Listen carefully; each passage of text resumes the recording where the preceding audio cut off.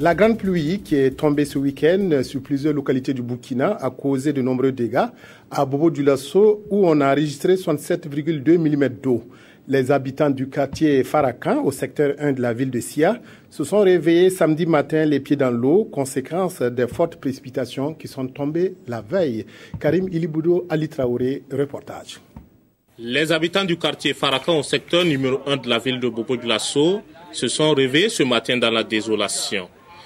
Les 67,2 mm d'eau que la ville a enregistré dans la nuit du 8 avril a fait beaucoup de dégâts. Vers 22h, quand il y a eu la forte pluie, le secteur a été inondé.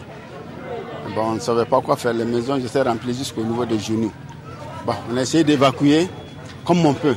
Mais les gens même n'ont pas dormi dans leur maison. Et ça n'allait pas du tout. Autre dégât, il n'est pas possible d'emprunter cette voie. La cause se trouve ici. Maintenant, avec ça, ça bloque. Ce canal d'évacuation est carrément bouché.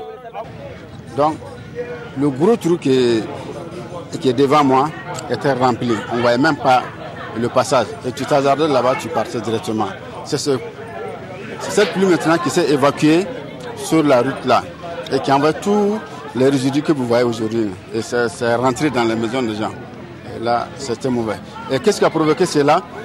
Parce que quand ils ont refait le goudron là, les anciens qui étaient là, les anciens trous qui étaient là étaient mieux que ce qu'ils ont fait actuellement là. Parce que les anciens trous, c'était profond et large. Donc les trous qu'ils ont fait aujourd'hui là sont trop petits. Et avant que ça ne finisse, mais quand c'est fini même, les balayeuses même ont rempli ça même des résidus.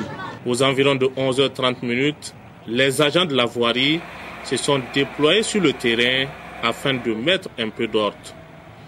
Et pour les habitants de ce quartier, le problème persiste chaque année. Mais le pont là est mal fait. Mais comme bon, ce sont nos supérieurs qui ont fait ça, on ne peut pas les parler d'une manière.